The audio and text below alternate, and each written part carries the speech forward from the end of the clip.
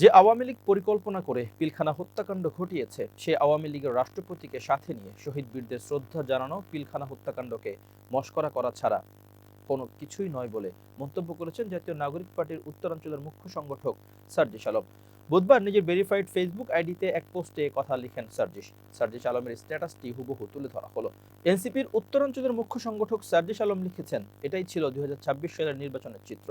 BNP যখন মাঠ পর্যায়ে গিয়ে দেখলো এককভাবে তারা কখনোই জাতীয় নির্বাচনে জিততে পারবে না এবং সরকার গঠন করা সম্ভব হবে না, তখন তারা আওয়ামী লীগের দ্বারস্থ হলো। প্রত্যেকটা আসনে আওয়ামী লীগের নেতাকর্মী যারা আছে তাদেরকে নিয়ে গোপন বৈঠক করলো। যত অপরাধী হোক না কেন তাদেরকে জামিন করানোর কিংবা সকল প্রকার সুযোগ সুবিধা দেওয়ার কমিটমেন্ট করলো।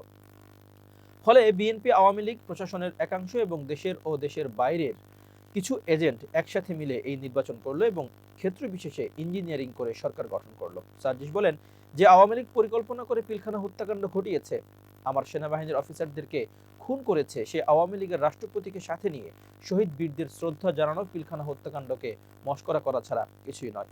আওয়ামী লীগের পুনর্বাসনের দায়িত্ব বিএনপি নিয়েছে এমন দাবি করে এই এনসিপি নেতা লিখেছেন যে আওয়ামী লীগ তারেক রহমানকে বাধ্যতামূলক নির্বাসনে পাঠিয়েছিল, ১৭ বছর দেশে আসতে দেয়নি, বেগম জিয়াকে মিথ্যা মামলা জেলে রেখে তার শরীরকে বিষাক্ত করে তুলেছিল, হাজার হাজার বিএনপি নেতাকর্মীকে নির্যাতন করেছিল, ঘরে থাকতে দেয়নি, সে আওয়ামী লীগের পুনর্বাসনের দায়িত্ব বিএনপি নিয়েছে। এনসিপির উত্তরাঞ্চলের মুখ্য সংগঠক সার্জিস আলম বিএনপির নেতাকর্মীদের সতর্ক করে দিয়ে বলেছেন, বিএনপির স্থানীয় পর্যায়ের নেতাকর্মীরা মনে রাখবেন, সময়ের পরিক্রমায় আপনারা যদি আবার আওয়ামী লীগের দ্বারা নির্যাতিত, নিপীড়িত হন, তাহলে তার দায় আপনাদের নেতা তারেক রহমানকে নিতে হবে।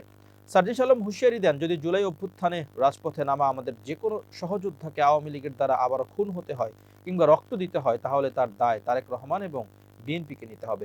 স্ট্যাটাসের একদম শেষ লাইনে সার্জিস আজকের এই পদক্ষেপের জন্য প্রধানমন্ত্রী তারেক রহমানকে ধিক্কার জানান। পরে ওই স্ট্যাটাসের কমেন্ট বক্সে সার্জিস লিখেছেন, এভাবে বিএনপির কিছু শীর্ষ নেতৃত্ব বিগত ১৬ বছর আওয়ামী লীগের সাথে নেগোসিয়েশন করে চলেছিল বলেই বিএনপির মতো এত বড় একটা দল ৩বারের ভোট চুরির পরেও আওয়ামী লীগের বিন্দুমাত্র কিছু করতে পারে নাই।